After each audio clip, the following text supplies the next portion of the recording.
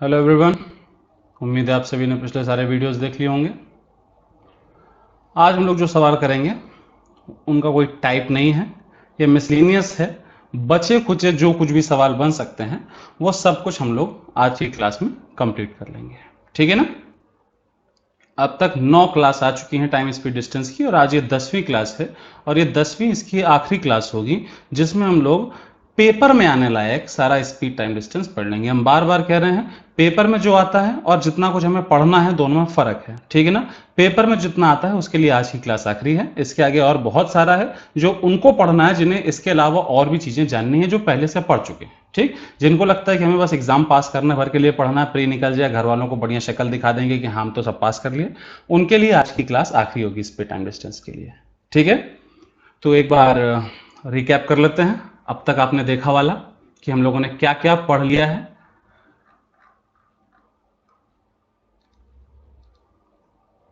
Speed का हम लोगों ने फॉर्मूला देखा, यूनिट का कन्वर्जन देखा कि 5 मीटर पर सेकेंड बराबर 18 किलोमीटर बराबर होता है, उसके लिए हम लोगों ने अलग अलग चीज़ें सीखी। एवरेज स्पीड का फॉर्मूला बनाना सीखा कि कैसे कैसे हम फॉर्मूला बना सकते हैं। 2xy upon x plus Y कर सकते हैं, 3xyz upon x y plus y z plus z x कर सकते हैं, या 4 के लिए कर सकते हैं, ठीक। उसी का एलसीएम मेथड सीखा। रिलेटिव स्पीड के बारे में सीखा।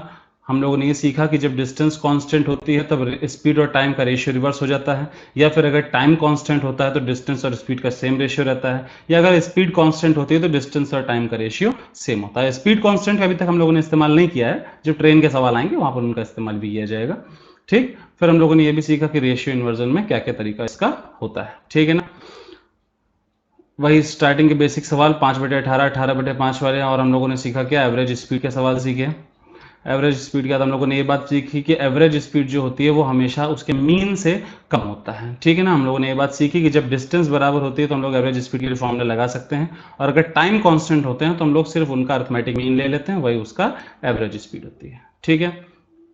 बेसिक सवाल हम लोगों ने सीखे जहाँ पर डिस्टेंस कांस्टेंट थी। डिस्टेंस कांस्टेंट के लिए हम लोगों ने 15-20 सवाल किए। फिर उसके बाद हम लोगों ने ये फॉर्मूला सीखा जिसके थ्रू हमने इस बात को जाना कि अगर हमारे पास टाइम और स्पीड का डिफरेंस दिया गया हो उससे भी हम लोग डिस्टेंस को निकाल सकते हैं। जैसे कि ये सारे सवाल हुआ करते थे कि भाई इतनी स्पीड से जाता है तो इतनी देर से पहुंचा, इतनी स्पीड से गया तो इतनी जल्दी पहुंचा, बताइए डिस्टेंस क्या है, वगैरह वगैरह, ठीक है ना। और क्या सवाल सीखे हम लोगों ने ऐसे सवाल सीखे जहाँ पर रेशियो ऑफ स्पीड पता है, फिर कह रहे बताइए टाइम कितना लगेगा, वगैरह वगैरह, ठीक है। फिर buses start from bus terminal, अगर बस यहाँ से निकल रही है, आदमी को रास्ते में कहीं मिल रही है तो उसके लिए क्या सवाल होगा। बिल्कुल सेम लैंग्वेज हम लोगों ने बुलेट के सवाल सीखे जहाँ पर 2 बुलेट एक साथ चलाई गई, दो किसी समय अंतराल पर, और आदमी को किसी और समय अंतराल पर सुनाई पड़ी, फिर वो कहता है बताइए आदमी की चाल क्या है, ठीक है ना। बम फटे, स्टॉपेज हुआ, बताइए स्टॉपेज के साथ जो है गाड़ी की चाल इतनी है, स्टॉपेज के बिना इतनी है, बताइए कितनी देर रुकती है, इस टाइप के सवाल, ठीक है ना। फिर हम लोगों ने ये सवाल सीखे, इसी बेसिक फॉर्मूले का एक ऐसा तरीका सीखा जहाँ पर हम लोग इस तरीके से इसका इस्तेमाल कर सकते थे, जहाँ पर हमको उसने ना एक्चुअल स्पीड दी ना ही एक्चुअल टाइम दिया, सिर्फ हमको ये बताया कि इतने तेज जाता है तो इतना कम समय लगता है, इतने धीमे जाता है तो इतना कम समय लगता है, ठीक है ना। फिर हम लोगों ने क्या सीखा, हम लोगों ने क्रॉस मल्टीप्लिकेशन के सवाल सीखे जहाँ पर उसने हमको ये दिया था कि भाई डिस्टेंस इतनी ट्रैवल करनी है और केवल एक कंडीशन दी कि इतनी स्पीड को बढ़ाता है तो इतनी टाइम कम लगता वगैरह करके, ठीक। और क्या सवाल सीखे हम लोगों ने, और हम लोगों ने सवाल सीखे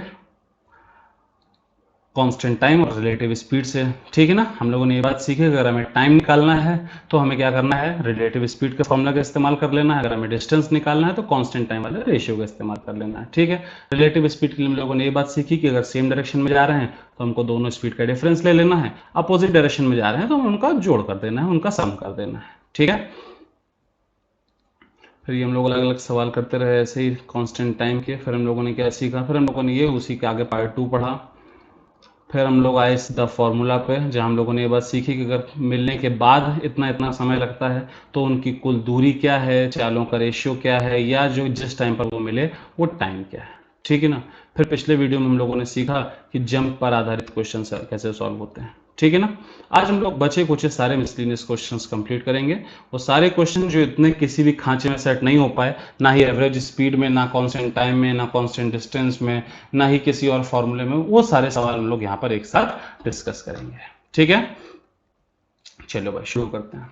Here a person rides a horse at a speed of 18 km per hour but stops for 6 minutes after every 7 km to change the horse.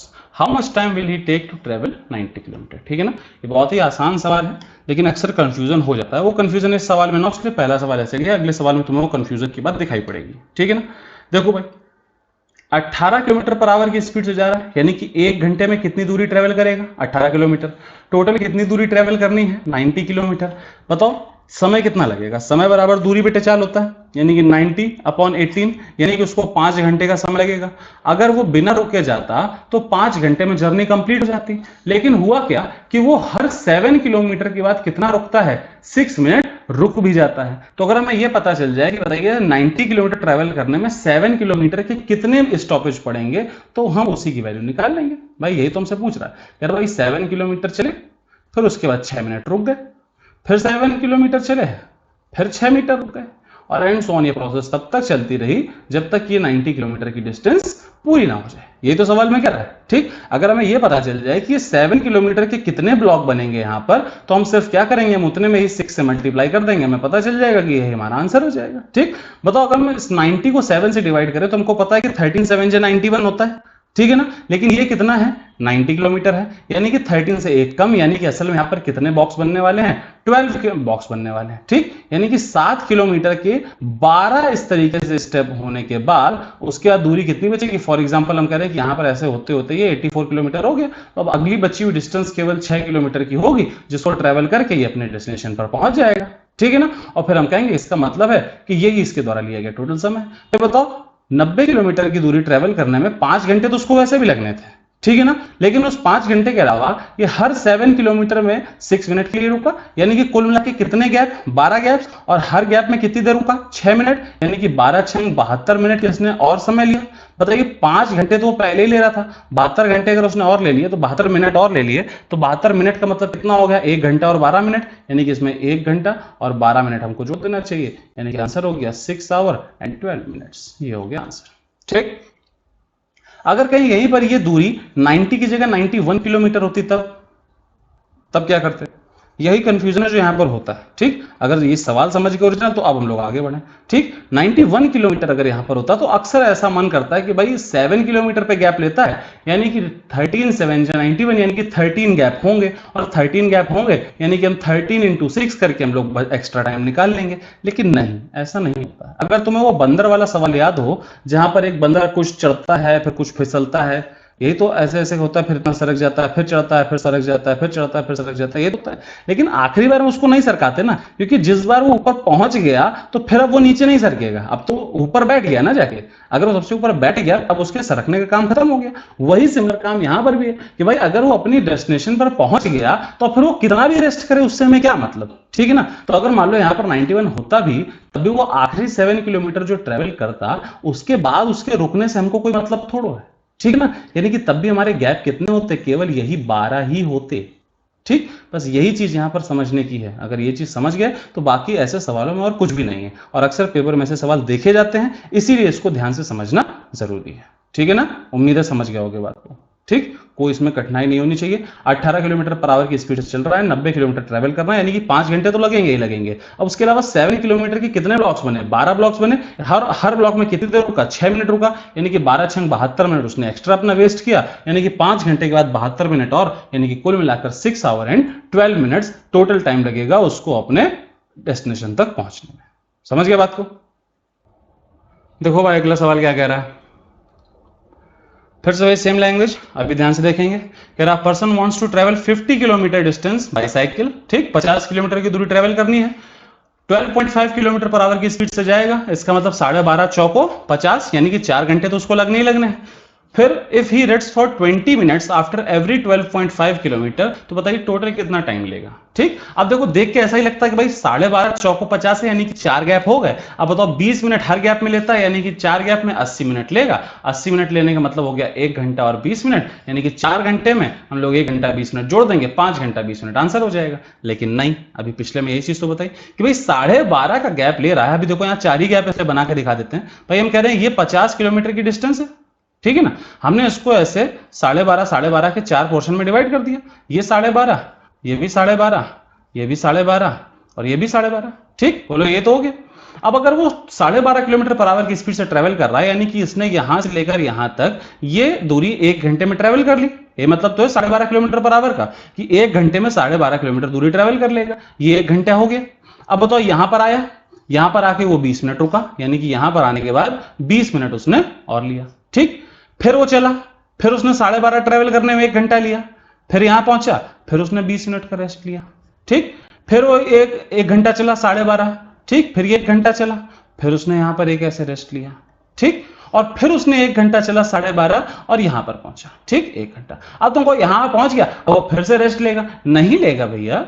अगर वो अपनी डेस्टिनेशन पर पहुंच गया तो वहां पहुंच के वो क्या कर रहा है उससे हमको कोई मतलब नहीं। हमें सिर्फ ये करना है कि बताइए what is the total time taken by him to reach his destination. अपने मंजिल तक पहुंचने में उसने कितना समय लिया, यानी कि लास्ट मंजिल पर पहुंचकर वो रेस्ट नहीं लेगा, वो पहुंच गया, यानी कि हमारे लिए सवाल खत्म हो गया। यानी कि हमको पता चल गया कि भाई दूरी ट्रेवल करने में उसको 4 घंटा तो लगा ही लगा, उसके अलावा उसको कितना समय और लगा? 20 मिनट 20 मिनट 20 मिनट, यानी कि कुल मिलाकर 60 मिनट्स और लगा। यानी कि इसका एक्चुअल आंसर 60 मिनट यानी कि 1 घंटा, यानी कि 4 घंटे के अलावा वो 1 घंटा समय और लेता है, यानी कि एक्चुअल टाइम कितना हो गया? 5 आवर हो गया। ठीक, ना कि 5 घंटा 20 मिनट। समझे बात को?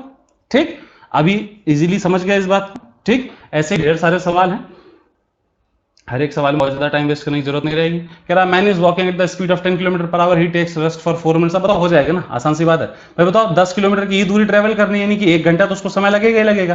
फिर कह रहे हैं 4 मिनट का रेस्ट लेता है वो हर 1 किलोमीटर की डिस्टेंस पर। 10 किलोमीटर है, आखिरी वाले 1 किलोमीटर में तो रेस्ट लेगा नहीं, यानी कितने गैप बनेंगे? 9 गैप बनेंगे। हर गैप में कितना रेस्ट लेता है? 4 मिनट का, यानी कि 9 चौको 36 मिनट का समय और लेगा। 36 मिनट का समय और लेगा, 1 घंटा यानी कि 60 मिनट उसको लगना ही लगना है, यानी कि 60 और 36 मिलाकर कितना हो गया? 96 मिनट का उसको कुल मिलाकर समय लगेगा। आंसर हो गया। ठीक है ना, बढ़ा जाएगा।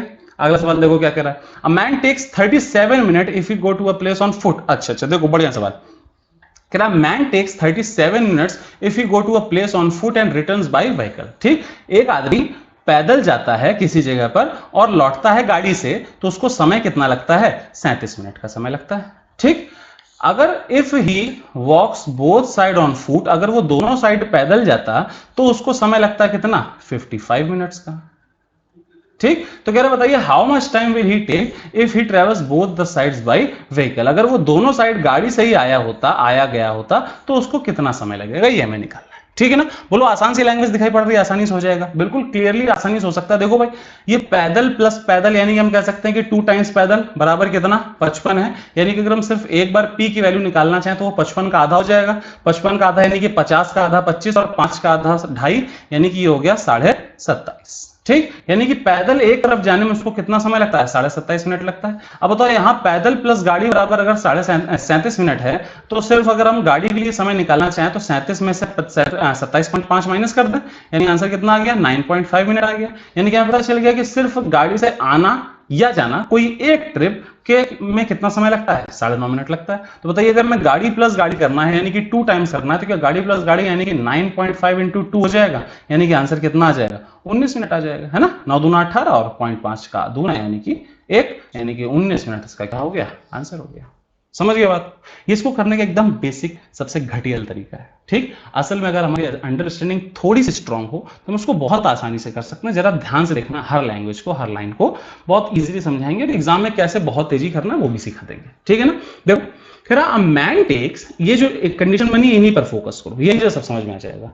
कह रहा a man takes total 37 minute if he go, minutes होना चाहिए, if he go to a place on foot and returns by vehicle. अगर वो पैदल जाए और गाड़ी से आए तो उसको 37 मिनट का समय लगता है। अगर वो पैदल जाए और पैदल ही आए तो उसको 55 मिनट का समय लगता है। बोलो यही बात तो है बात। बताओ इस वाली कंडीशन में भी वो एक बार पैदल गया और इस वाली कंडीशन में भी एक बार वो पैदल गया, यानी कि इससे क्या हमारी कंडीशन में कोई फर्क पड़ रहा है? नहीं, इससे तो कोई फर्क नहीं। फर्क केवल किससे पड़ रहा है? इससे पड़ रहा है ना।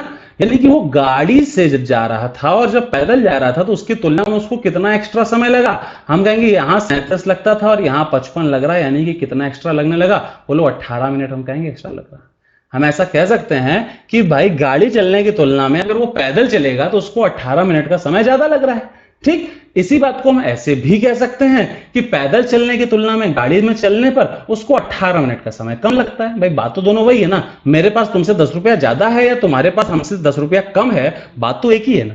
ठीक, हम ऐसा भी कह सकते हैं कि गाड़ी से चलने पर पैदल चलने की तुलना में 18 मिनट कम समय लगता है। ठीक, अब बताओ अगर हम इसी वाले को कंसीडर करें, अब पहले और तीसरे को कंसीडर करो, तो बताओ यहां भी गाड़ी है और यहां भी गाड़ी है, यानी कि डिफरेंस किससे क्रिएट होगा, यहां पर पैदल है और यहां पर गाड़ी है। अब अगर बताओ हम पैदल की जगह गाड़ी से आएंगे तो हम अपना 18 मिनट समय और बचा लेंगे, यानी कि अभी जो हमको पैदल और गाड़ी से 37 मिनट का समय लग रहा था, अब अगर हम 18 मिनट का समय और बचा लेंगे तो हम 37 में से 18 माइनस कर दें, और 37 में 18 माइनस कर देंगे तो कितना आ जाएगा, फिर से 19 मिनट आ जाएगा।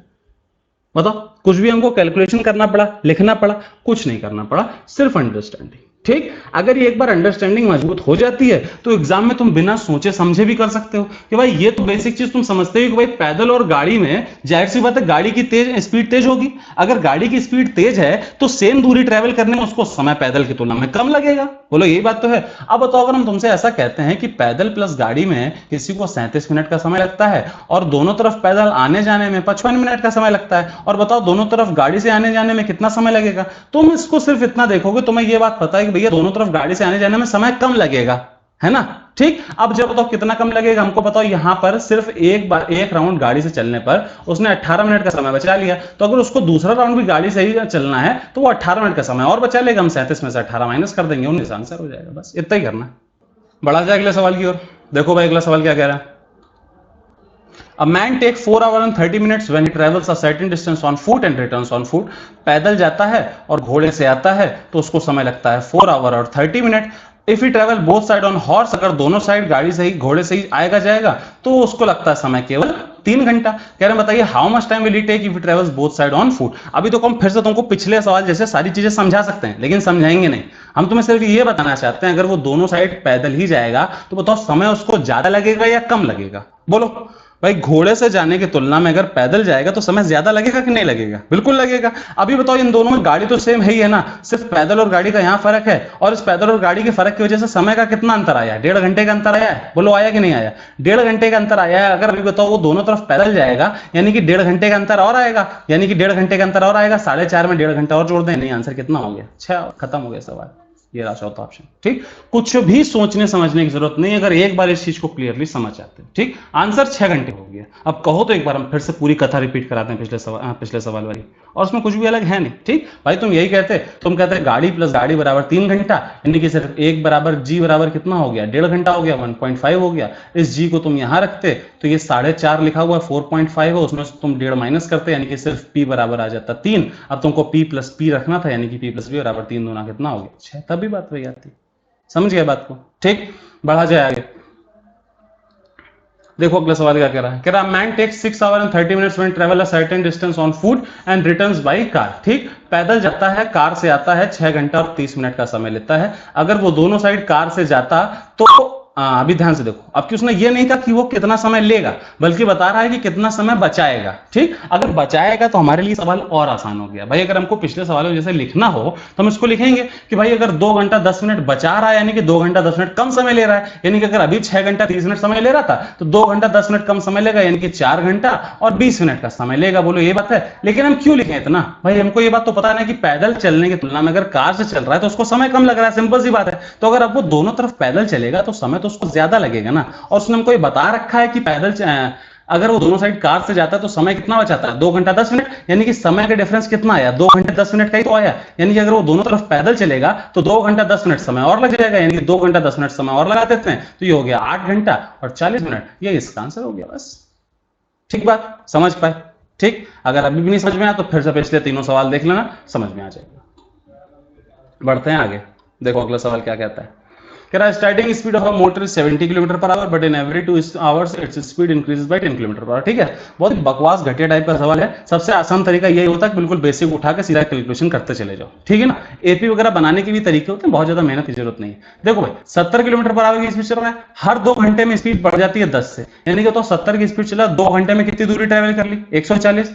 अब उसकी स्पीड 80 हो गई, 80 से अगले 2 घंटे में कितना चलेगा? 18 दूना 160 चलेगा, यानी कि कुल मिला के अब इन 4 घंटों में उसने कितनी दूरी ट्रेवल कर ली? 300 किलोमीटर ट्रेवल कर ली। टोटल ट्रेवल कितना करना है? 345, यानी कि कितनी दूरी बची? 45 किलोमीटर। और अब इसकी स्पीड कितनी हो गई है? 70 से 80 हो चुकी है, 80 से कितनी हो जाएगी? 90 हो जाएगी, यानी कि समय बराबर दूरी बटे चाल, दूरी बटे चाल 45 बटे 90 यानी कि 1/2, यानी कि आधा घंटे का समय और लगेगा। 4 घंटा ऑलरेडी लग चुका है, यानी कि टोटल समय कितना हो गया? 4 सही 1/2 घंटे हो गया आंसर। ठीक है, आगे बढ़ा जाए, देखो अगला सवाल क्या कह रहा है। कह रहा car driver leaves Bangalore at 8:30 and expected to reach a place 300 kilometers from Bangalore at 12:30 p.m.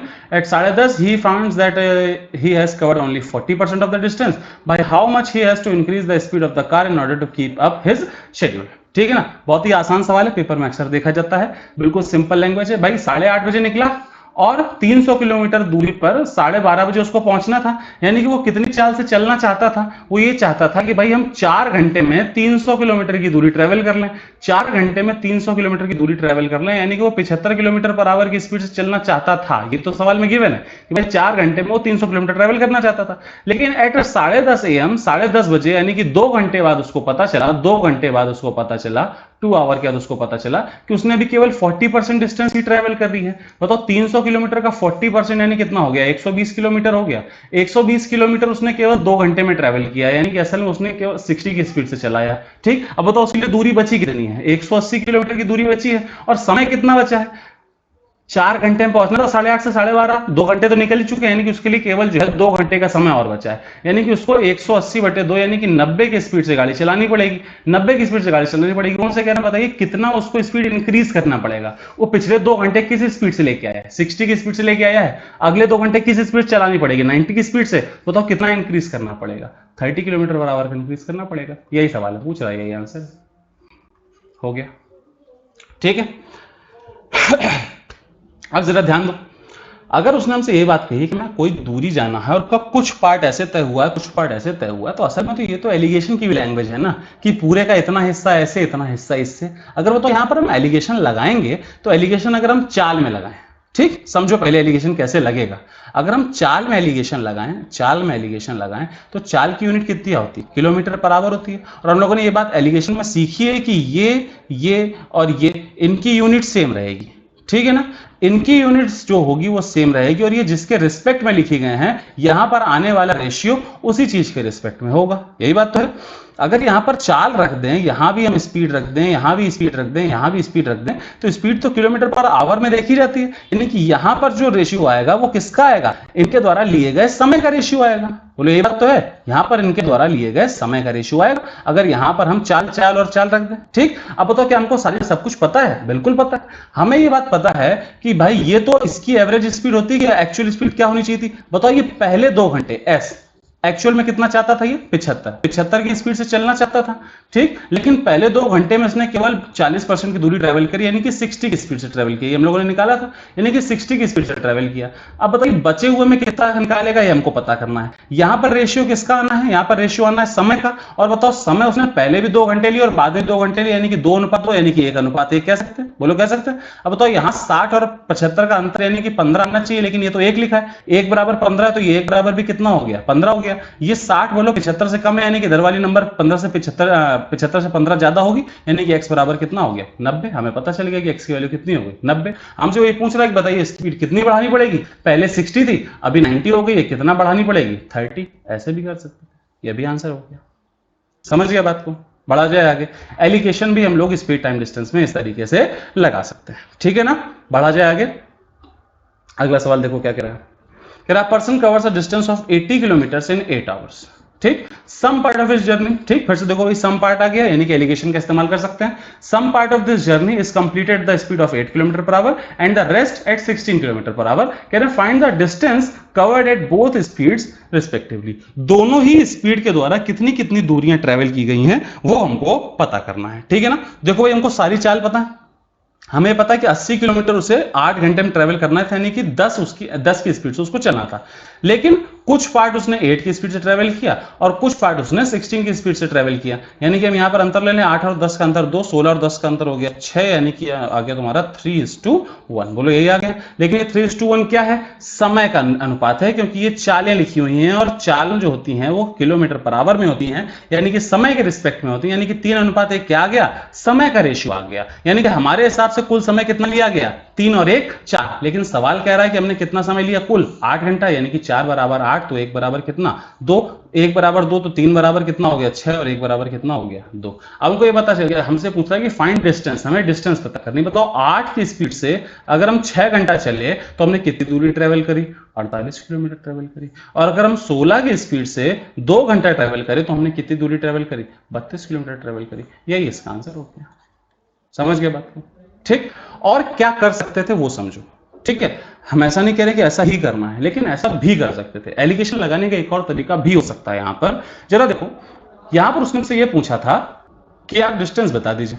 ठीक, अब तो अगर हमें डिस्टेंस ही निकालनी है तो हम यहां पर क्या करें भाई, यहां तो हमको चाल पता है, और चाल तो किलोमीटर पर आवर में लिखी होती है। अगर इसको हम रिवर्स कर दें और इसे हम आवर पर किलोमीटर कर दें, तो आप बताओ आवर पर किलोमीटर यहां, आवर पर किलोमीटर यहां, आवर पर किलोमीटर यहां, तो आप बताओ ये सब किलोमीटर के रिस्पेक्ट में हो गए। यानी कि अब जो रेशियो आएगा क्या वो किलोमीटर में आएगा, यानी कि उनकी दूरियों का रेशियो आएगा। ऐसा भी हम कर सकते हैं। ठीक, ध्यान से देखो, हम ऐसा नहीं कह रहे बिल्कुल भी कि तुम्हें ऐसा ही करना है, ये करने का एक तरीका हो सकता है। ठीक है ना। भाई बताओ, यहां पर 8 लिखा था, उसकी जगह में 1/8 कर दें।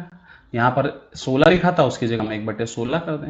यहाँ पर 10 लिखा था, उसकी जगह में 1/10 कर दें। ठीक, ऐसा कर सकते हैं। अब बताओ, अब हम इस पर एलिगेशन लगा दें, तो 1/8 माइनस 1/10, 1/8 हो गया तुम्हारा 12.5, और 1/10 हो गया 10, यानी कि 2.5% हो गया। 2.5% का मतलब ये हो गया 1/40। ठीक है, ऐसे ही हो गया। अब इधर वाला बताओ, ये 1/8 बड़ा था, यानी कि इधर में 1/10 बड़ा होगा। 1/10 में से 1/16 माइनस करेंगे तो 16 माइनस 10 6/160, यानी कि 2 से बढ़ा देते हैं, 3/80 हो गया। ठीक, ये हो गया तुम्हारा 3/80। 40 दूना 80 कर दें, यानी कि आ गया अनुपात 3:2 का। अब बताओ ये 3:2 क्या आ गया, ये 3:2 उसकी दूरियों का ही तो अनुपात आ गया। अगर 3:2 उनके द्वारा चली गई दूरियों का अनुपात आ गया, तो हमारे हिसाब से कुल दूरी कितनी हो गई 5। सवाल कह रहा है कुल दूरी कितनी है 80, यानी कि 1 बराबर कितना हो गया 16 हो गया। 1 बराबर 16 है तो 3 बराबर कितना हो गया 16 3 48, और 2 बराबर कितना हो गया 2 बराबर हो गया 16 दूनी 32। बात तो फिर से वही आ गई ना, आंसर तो वही आ गया 48 और 32। ठीक, बोलो दिखाई पड़ गया। ठीक, लेकिन करने के तरीके दोनों तरीके से हो सकते हैं। ठीक है ना, आपकी मर्जी कि आपको कौन सा तरीका अच्छा लगता है। ठीक है ना, बढ़ा जाए आगे। Farmer travel 61 kilometre in 9 hour, यानी कि ये हो गई उसकी चाल 61/9। He travel some distance on foot at 4 kilometre per hour and the rest by 9 kilometre per hour. ठीक, कह रहा how much distance does he travel on foot. फिर से वही सेम सवाल हो गया, एलिगेशन लगा लेंगे भाई, हम लोगों ने सीधे सीधे रख दिया, यानी कि समय का अनुपात आ जाएगा। समय का अनुपात मिल जाएगा उनको, बताओ उससे हम एक्चुअल समय निकालेंगे, कुल समय कितना है 9 घंटा है, फिर हमको ये चाल पता है, इनटू समय कर देंगे, आंसर आ जाएगा। ठीक है ना, अब कोई मेहनत तो नहीं बची। ठीक, बताओ भैया 4 और 61/9 में बड़ा कौन सा, बताओ ये 9 पना 45, 9 छक्का 54, और उसके आगे जाएगा, यानी कि 6 पॉइंट समथिंग लिखा हुआ है, यानी कि 4 से बड़ा, यानी कि 61/9 माइनस 4 करेंगे, यानी कि 61 माइनस 9 चौको 36, ये हो गया तुम्हारा 25/61, और इधर तुम्हारा आ गया 9 माइनस 61/9, यानी कि ये हो गया तुम्हारा 20 इधर सॉरी ये 25/9 आएगा ना, और ये हो गया तुम्हारा 20/9, ये तो हो गया। ठीक, 9 से 9 खलास हो गया, ये तुम्हारा हो गया 4:5, यानी कि हमारे हिसाब से 9, और सवाल के हिसाब से कितना है, सवाल के हिसाब से भी 9 आवर ही है। ठीक, यानी कि 9 बराबर 9, 1 बराबर 1, यानी कि एक्चुअल डिस्टेंसेस हो गई। ठीक, ये एक्चुअल डिस्टेंस एक्चुअल टाइम हो गए। अब बताओ ये 4 की स्पीड से अगर 4 घंटा चलेगा तो दूरी कितनी ट्रेवल करेगा 16 किलोमीटर। ठीक, और अगर ये 9 की स्पीड से 5 घंटा चलेगा तो दूरी कितनी ट्रेवल करेगा 9 पर ना 45 किलोमीटर। हमसे क्या पूछ रहा है, हमसे पूछ रहा है कि बताइए उसने फुट से बाई फुट उसने कितना ट्रेवल किया। ठीक, बाई फुट है, माई फुट नहीं। हाँ, जो तुम पता चला बाई फुट माई फुट। खैर, ये हो गया 4 16 का भाई, ये रहा 16 आंसर हो गया। ठीक है, बढ़ा जाए आगे, आगे बढ़ते हैं, अगला सवाल देखते हैं। Ravi travels 600 kilometre partly by car and partly by train. अब जहां तुमने पार्टली देखा तुमने कहा ओहो मैं तो एलिगेशन लगाऊंगा, लेकिन नहीं, पूरा सवाल पढ़ो।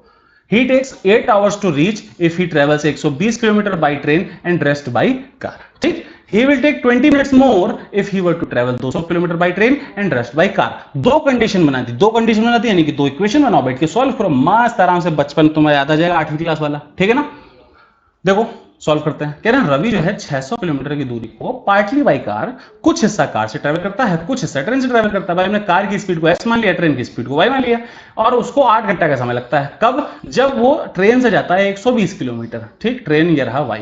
ठीक, यानी कि 120 किलोमीटर अगर वो इस स्पीड से जाए और बाकी बचा, यानी कितना 600 में से 120 निकल गया, यानी कि 480 वो x से जाए तो उसको समय कितना लगता है 8 घंटे का समय लगता है। ठीक, he will take 20 minutes more if he were to travel 200 kilometre by train. अगर वो ट्रेन से 200 किलोमीटर जाए, यानी कि 200/y, और बताओ फिर बच्चा हुआ कितना हो गया 600 में 200 निकल गया, यानी कि बच्चा 400 400/x, और ये बराबर होगा किसके 20 मिनट और, यानी कि 8 से 1/3, यानी कि हो गया तुम्हारा 8 × 24 1 25/3।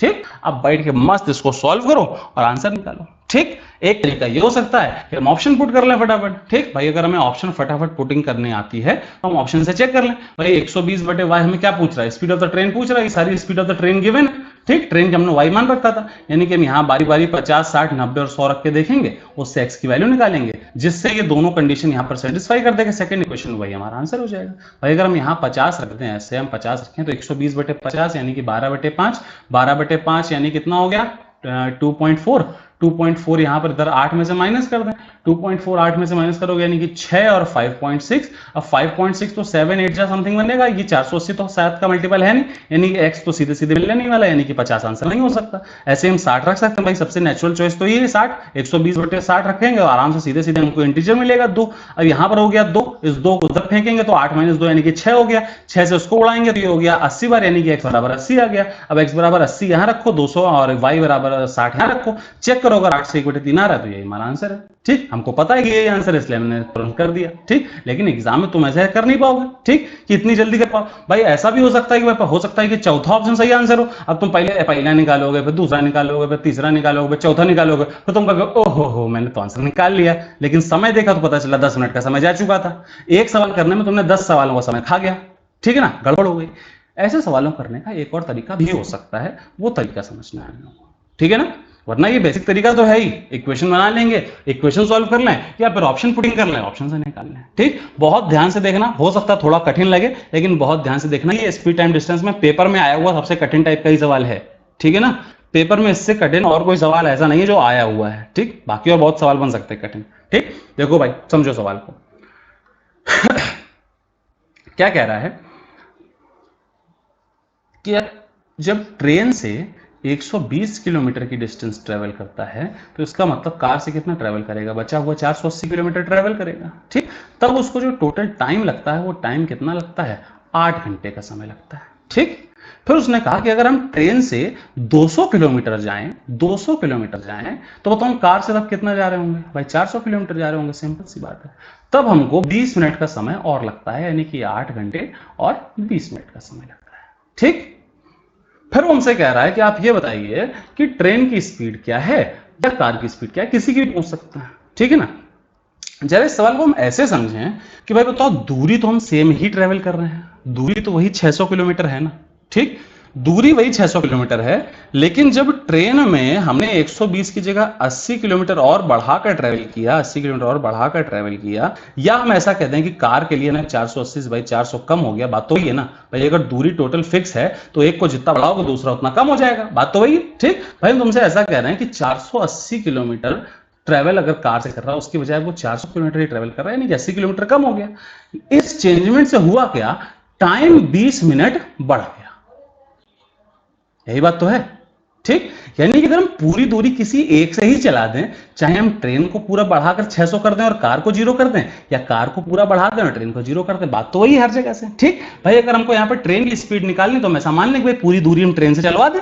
ठीक, उसने हमसे ये तो कहा है कि हमें ट्रेन की आप स्पीड बता दीजिए, ट्रेन की आप स्पीड बता दीजिए। ठीक, अगर हम पूरी दूरी ट्रेन से ही चला दें और ट्रेन से द्वारा चली गई पूरी दूरी में हमको समय पता चल जाए तो क्या हम उससे सब कुछ नहीं निकाल लेंगे, हम उसकी चाल पता चल जाएगी कि भाई 600 किलोमीटर की दूरी है जिसे ट्रैवल करने में इतना टाइम लग रहा है, तो यही इसकी चाल है। बोलो समझ पा रहे हो इस बात को कि नहीं। ठीक, यानी कि हम ये कह रहे हैं कि अगर बताओ ये 200 के बाद हम ये चाहते हैं कि ये पूरा 600 किलोमीटर चल जाए ट्रेन, यानी कि बताओ कितना और चल जाए, 400 किलोमीटर और चल जाए, ये तुम चाहते हैं। या हम ऐसा कहते हैं कि भाई 600 किलोमीटर का ट्रेन पूरा चल गया, यानी कि कार कितना चलेगी, 0 चलेगी, यानी कि ये 400 किलोमीटर कम चल जाए, तो बताओ अब इसके टाइम में कितना चेंज आएगा। ठीक, बिल्कुल यूनिटरी मेथड है, कोई भी ताम झाम नहीं, बिल्कुल आसानी से समझो कि 80 किलोमीटर का चेंज होने पर समय में कितना चेंज आ रहा है, 20 मिनट का। तो अभी बताइए 400 किलोमीटर का चेंज आने में कितना समय चेंज होगा, भाई 80 का 5 गुना लिखा हुआ 400, यानी कि 80 पंच 400 है। अगर 80 किलोमीटर का चेंज होने में 20 मिनट का चेंज आ रहा है तो 400 किलोमीटर यानी कि 80 का 5 गुना चेंज होने में क्या इस 20 मिनट का भी 5 गुना यानी कि 100 मिनट का चेंज नहीं आएगा, यानी इसके बाद 100 मिनट का चेंज और आ जाएगा। बस यही बात तो है। अब बताओ 8 घंटा और 20 मिनट और 100 मिनट का मतलब हो गया 1 घंटा 40 मिनट। अगर इसमें 1 घंटा 40 मिनट जोड़ दें यानी हम कह देंगे कितना हो गया 10 घंटा हो गया। अब बताओ क्या इस आखिरी लाइन से तुम्हें इतनी बात समझने में कोई भी तकलीफ हो सकती है क्या कि ये सिर्फ ये बता रहा है कि ट्रेन को 600 किलोमीटर की दूरी ट्रेवल करने में 10 घंटे का समय लगता है। बस इतनी बात तो लिखी हुई है यहाँ पर। अब बताओ अगर 600 किलोमीटर की दूरी ट्रेवल करने में 10 घंटे का समय लगता है तो अब तो ये पगला आदमी भी बता देगा कि इसका मतलब इसकी चाल 60 किलोमीटर बराबर है।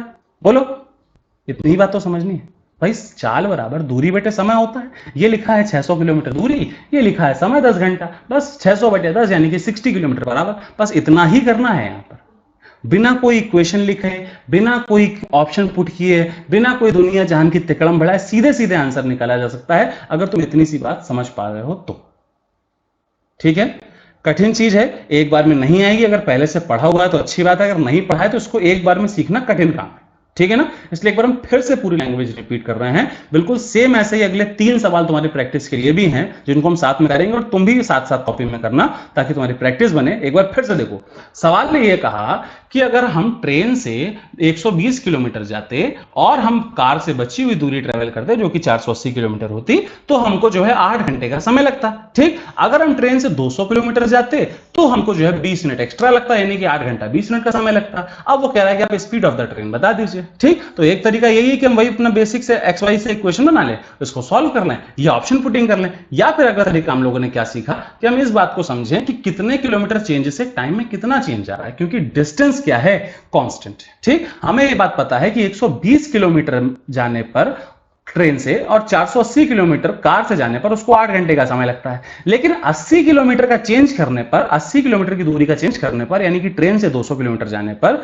या हम कहते हैं कि कार से 80 किलोमीटर कम जाने पर 20 मिनट का समय बढ़ जाता है। ठीक, तो अगर हम 400 किलोमीटर का और डिफरेंस क्रिएट करना चाहते हैं तो 80 किलोमीटर में 20 मिनट का डिफरेंस आ रहा है तो 400 किलोमीटर में कितना आएगा, 80 पंचे 400 यानी कि सीधे सीधे 5 गुना वो भी हो जाएगा। बोलो होगा कि नहीं होगा। जैसे बेसिक बिल्कुल हम लोग लगाते हैं, हम तुमसे ऐसा कहते हैं कि 80 मिनट का चेंज होने से 20 मिनट का चेंज होता है, 80 किलोमीटर का चेंज होने से 20 मिनट का चेंज होता है। तो बताइए 400 किलोमीटर का चेंज होने से कितना चेंज होगा। तुम यूनिटरी मेथड ये तो लगाओगे कि इसका मतलब है 1 किलोमीटर से चेंज बराबर 20/80 यानी कि 1/4। फिर तुम कहोगे हमें तो निकालना है 400 का, तो हम कहेंगे 400 किलोमीटर का मतलब हो गया 1/4 इंटू 400 यानी कि तब हम निकाल देंगे कितना आ जाएगा 100। बात तो वही है।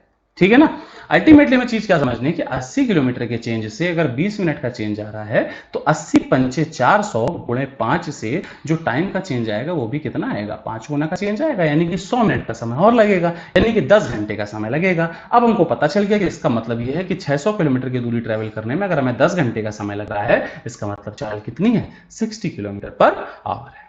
समझ गए बात को, बढ़ा जाए आगे। अगला सवाल कोशिश करना पॉज करके पहले खुद से लगाने की, वरना यहां तो हम लगा ही रहे। ठीक है, बढ़ा जाए। देखो अगला सवाल क्या कह रहा है, कह रहा man travels 450 kilometre to his home partly by train and partly by car. कुछ हिस्सा उसने ट्रेन से तय किया, कुछ हिस्सा कार से ट्रेवल किया। He takes 8 hours 40 minutes if he travels 240 kilometre by train. अगर वो ट्रेन, कार और ये हो गया टाइम, यही बात तो है, इनको सेम पैटर्न में लिख लेते हैं। अगर वो ट्रेन से 240 किलोमीटर गया होता तो टोटल 450 है, 240 चल चुका यानी कि बचा हुआ कितना हो गया, 210 हो गया। इसमें उसको टाइम लगा कितना, 8 घंटा और 40 मिनट, यही तो समय लगा। ठीक, कह रहे हैं वो 20 मिनट और लेता कब, अगर वो 180 किलोमीटर जाता ट्रेन से। अगर वो ट्रेन से 180 किलोमीटर जाता तो 180 का मतलब कार से कितना जाएगा भैया, 270 जाएगा।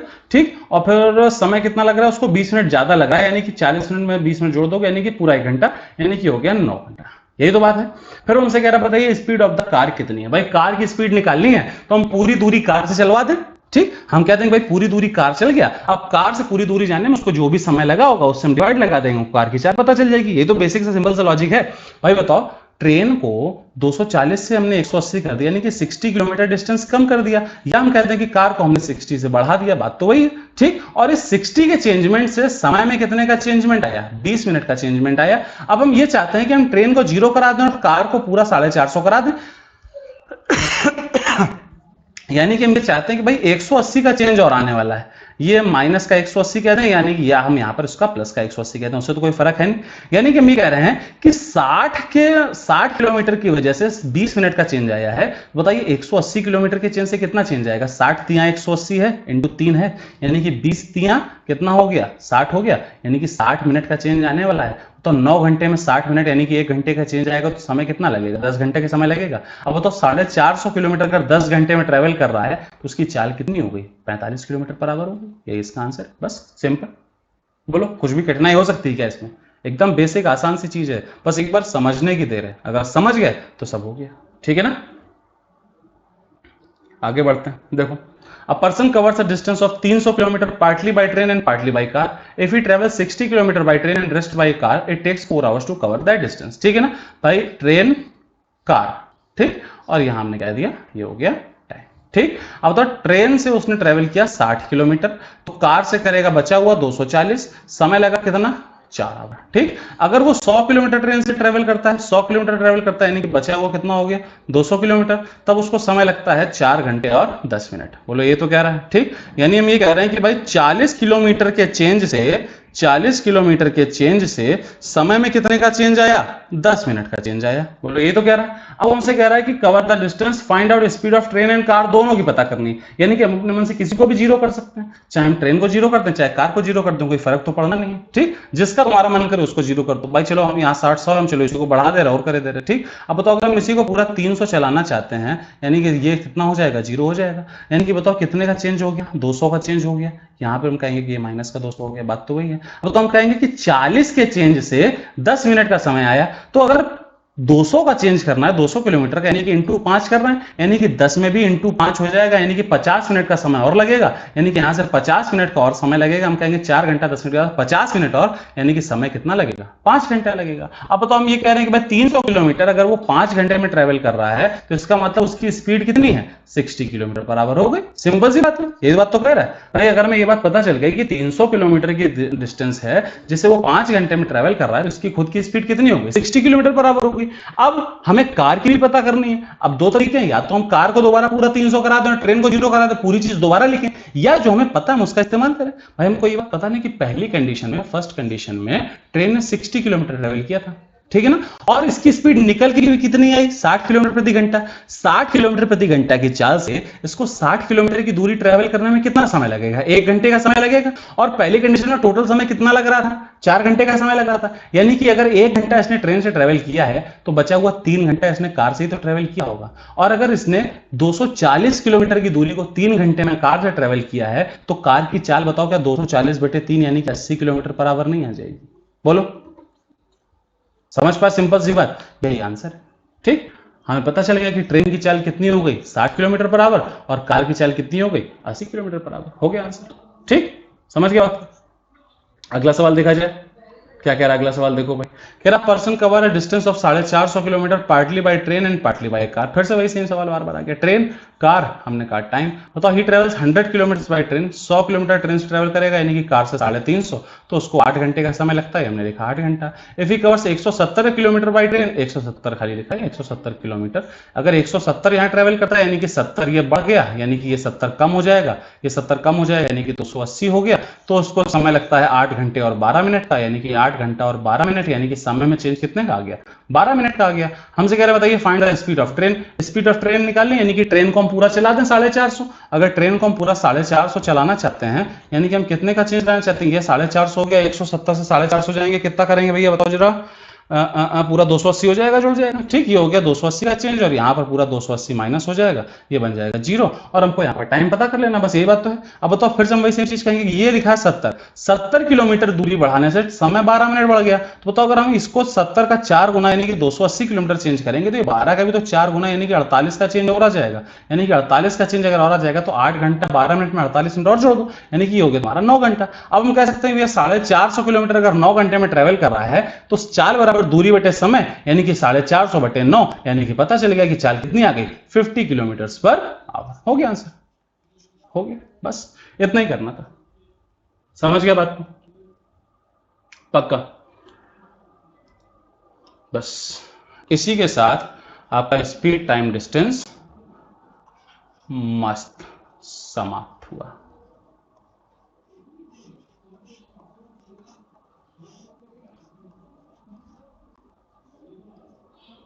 खत्म, finish, tata bye bye. Speed time distance में इसके अलावा और कुछ नहीं बचा। पेपर में जो कुछ भी आ सकता है वो बस इतना ही था। ठीक, अगर आप सिर्फ ये सोचकर तैयारी करते हैं कि हमें बस उतना पढ़ लेना है जो प्रीवियस ईयर में आया हुआ, जो पहले आ चुका है, तो वो सारे काम यहाँ पर खत्म हो चुके हैं। ठीक, पेपर में स्पीड टाइम डिस्टेंस से एसएससी के लिए जितना कुछ भी आ चुका है वो सब कुछ हम लोग पढ़ चुके हैं। ठीक है ना, लेकिन इसका ये मतलब बिल्कुल नहीं है कि स्पीड टाइम डिस्टेंस खत्म हो गया है। ठीक, इसके अलावा भी हमें और क्या क्या पढ़ना है उसकी एक झलकी दिखा देते हैं, बाकी तो हम लोग पढ़ते रहेंगे। ठीक है ना, अभी हम लोग को इसके अलावा इसमें पढ़ना है सबसे पहले ट्रेन के एक्सीडेंट के सवाल, जहां पर वो कहता है कि भाई ट्रेन ऐसे चल रही थी, कुछ दूरी चली, फिर कहीं भिड़ गई, फिर उसके बाद अपनी मंजिल पर इतनी देरी से पहुंची। अगर एक्सीडेंट इतना आगे हुआ होता तो वो इतनी देर बाद पहुंचती। अब बताइए कि उसकी चाल क्या है, दूरी क्या है, वगैरह वगैरह। ठीक, एक टाइप के सवाल। ठीक, और क्या यहाँ पर पूछा जाता है, यहाँ पर हमसे पूछे जाते हैं सर्कुलर ट्रैक के सवाल। हमसे ऐसा कहता है कि एक सर्कुलर ट्रैक है, यहाँ पर ए और बी दो लोग हैं, अब ये दोनों एक ही ओर भागे या एक दूसरे के अपोजिट भागे, तो बताइए कि कब मिलेंगे पहली बार, या 1 घंटे में कितनी बार मिलेंगे, या कितने समय के बाद वो अपनी ओरिजिनल पोजीशन पर मिलेंगे। ऐसे सवाल यहाँ बनते हैं। ठीक, पेपर में एक ही 2 बार आया है, ज्यादा बार नहीं आया। ठीक, और बनते हैं सवाल रेस के। ठीक, रेस के सवाल हो सकते हैं, भाई रेस ऐसे यहाँ पर है, ये फाइनल ऐसे रेस है, ये 2 लोग ऐसे दौड़े इधर की ओर फटाक से। अब अगर ये दौड़ते हैं तो ये जो फिनिश लाइन होती है इसको 2 तरीके से जीता जा सकता है, या तो दूरी से या समय से। हम ऐसा कह सकते हैं भाई, हमने अगर मान लो ए दौड़ा और बी दौड़ा, तो हम ऐसा कह सकते हैं कि ए ने बी को 10 सेकंड से हरा दिया।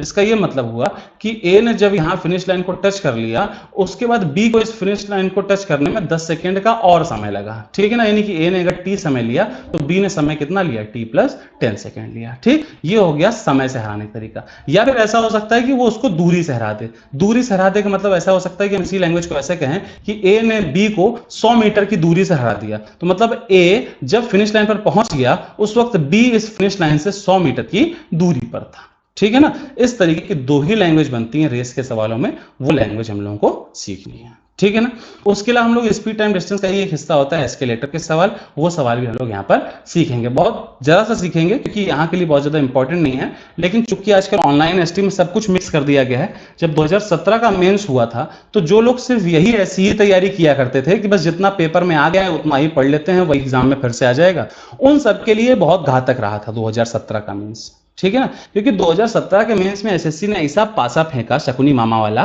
कि बिल्कुल सब कुछ ध्वस्त हो गया, सारे पांडव बर्बाद हो गए। ठीक है ना, उसके बाद अचानक से भैया कैट के सवाल लगाओ, ये लगाओ, वो लगाओ, फलाना लगाओ। असल में एसएससी ने कुछ भी अलग से नहीं पूछा था, वो सब कुछ सीबीएसई आईसीएसई की 10वीं 12वीं तक की किताबों में अवेलेबल था। ठीक है ना, लेकिन चूंकि अब आउट गए कि भैया कैट लगाना, मैट लगाना दुनिया जहान का, इसीलिए वैसे ही ऑनलाइन एसटी भी उसी तरीके से चेंज हो गई और सारे सवाल वहां पर दिखाई पड़ने लगे। इसीलिए हम लोगों को पढ़ना सब कुछ है, ताकि जब तुम घर में प्रैक्टिस करो तो तुम्हारा मॉरल ना डाउन रहे कि अरे यार हमें तो ये आता ही नहीं, हमने तो पूरा पढ़ लिया, सवाल तो हमसे लग ही नहीं पा रहे। ठीक है ना, उसके अलावा और हम लोग क्या पढ़ना है, आज हम लोगों ने मिसलिनियस देखा था, मिसलिनियस के लिए 1-2 पार्ट और आएंगे। ठीक है ना, जिनमें हम लोग और सारे रैंडम सवाल लगाएंगे जो कि पेपर में ना आए हैं ना आएंगे, गारंटीड। ठीक है ना, लेकिन जब हम लोग किसी चीज को पढ़ रहे हैं तो जब तक उसकी पूरी ऐसी तैसी ना कर दें तब तक उसको छोड़ना नहीं है। ठीक है ना, कोई भी सवाल किसी भी किताब में एसएससी से रिलेटेड अगर दिया गया है तो हमें उसको पढ़ना है, हमें उसको लगाना है। ठीक है ना, तो उसके लिए हम लोग मिसलिनियस के 1-2 पार्ट और डालेंगे। ठीक, वो आपकी इच्छा पर है कि आप उसको कैसे देखते हैं या नहीं देखते हैं। ठीक है ना, एज ए टीचर मेरा तुम्हें पढ़ाने की जिम्मेदारी है, उसे देखना या ना देखना तुम्हारी इच्छा है। ठीक है ना, अगर तुम्हारा मन करे कि तुम्हें देखना है, तुम्हें कुछ और नया सीखना है, चलो देख लेते हैं ऐसे सवाल जो यूजुअली नहीं मिलते हैं, तो उसे देखो। अगर नहीं मन है तो मत देखो, वरना सबसे बेस्ट तरीका यही रहता है कि उठा के उसको 2x स्पीड पर सेट करो, मस्त गलगल बोलते चले जाएंगे, तुम उसको सुनते चले जाओ, कॉपी मत बनाओ, प्रॉपरली उसको देखो, खाली समझ लो कि क्या क्या चीजें और हो सकती है। ठीक है ना, इतना कुछ पढ़ने के बाद ही हम लोग कह पाएंगे कि स्पीड टाइम डिस्टेंस का काम खत्म हुआ। फिर उसके बाद एक लेक्चर हम लोगों को पढ़ना रहेगा ट्रेन से रिलेटेड। अभी हम लोग ट्रेन के बारे में बात नहीं करी, जहां पर प्लेटफॉर्म और खंबा और दुनिया भर का आएगा। एक उसका चैप्टर रहेगा ट्रेन का और एक चैप्टर रहेगा बोट एंड स्ट्रीम का। ठीक है ना, बोट एंड स्ट्रीम का एसएससी में बहुत ज्यादा योगदान नहीं रहता है, खाली एक ही सवाल आता है, वो भी मुश्किल कई सालों में। ठीक है ना, बोट एंड स्ट्रीम बैंकिंग में थोड़ा ज्यादा इंपॉर्टेंस रहता है, इसीलिए हम लोग उसके हिसाब से थोड़ा सा पढ़ेंगे। ठीक है ना, उसी के साथ हम लोग टाइम स्पीड डिस्टेंस को प्रॉपरली कंप्लीट करेंगे। ठीक है ना, क्योंकि टाइम स्पीड डिस्टेंस अपने आप में एक बहुत बड़ा टॉपिक है जो कि बहुत सारी चीजें समेटे रहता है। ठीक, अगर तुमने प्रॉपर पढ़ाई करी तुम समझ रहे होगे कि ये 10 लेक्चर में करीब हम लोगों ने 123 सवालों को डिस्कस किया है। ठीक है ना, 123 सवालों को डिस्कस करने के बाद भी हम तुमसे यही कह रहे हैं कि ये सिर्फ एसएससी के लेवल के लिए है, जो अभी तक आया है वो कंप्लीट हुआ है। अभी कम से कम 50-60 सवाल हम लोगों को और पढ़ने हैं, तब जाकर हम लोग इसको प्रॉपरली कंप्लीट कह पाएंगे। ठीक है ना। लेकिन अगर आपकी ज़्यादा पढ़ने की इच्छा नहीं है, अगर आप उन बच्चों में हैं कि उनको लगता है कि बस काम चलाओ पढ़ाई हो जाए, घर में अपने माँ बाप को शक्ल दिखाने लायक हो जाए, तो उनके लिए आज की क्लास के साथ स्पीड टाइम डिस्टेंस को खत्म मान सकते हैं। ठीक, कॉपी में इसके आगे लिखना चाहें तो लिखें, ना लिखना चाहें तो ना लिखें, टोटली आपकी मर्जी। ठीक है ना।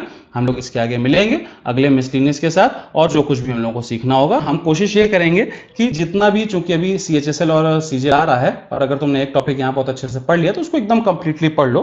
तो हम कोशिश ये करेंगे कि 2018 और 2019, ठीक है ना, इन 2 सालों में SSC ने जितने भी पेपर कराए हैं, CHSL, CGL, CPO और MTS, ठीक, तो इन चारों पेपर में जो कुछ भी सवाल हमको दिखाई पड़ेंगे स्पीड टाइम डिस्टेंस के, वो सारे सवाल हम लोग एक साथ बाद में निपटा लेंगे। ठीक, जब लोग ट्रेन और बोर्ड एंड स्ट्रीम का पूरा कंप्लीट कर लेंगे तो एक साथ सारे सवाल ईयर वाइज सेट करके एक बार में, एक जैसे 2018 उठाया, 2018 का CHSL उठा के सारे सवाल कर लिए, फिर CGL, फिर CPO, फिर MTS, फिर सिमिलरली ऐसे 2019 के लिए वो सारे सवाल हम लोग सॉल्व कर लेंगे। ठीक, तो इससे तुमको पता चल जाएगा कि लेटेस्ट ट्रेंड क्या चल रहा है, पेपर में क्या क्या सवाल आ रहे हैं जिनकी तुम्हें ज्यादा प्रैक्टिस करके जानी। ठीक है, समझ गए बात को। ठीक है, फिर मिलेंगे अगली क्लास में, तब तक के लिए नमस्कार।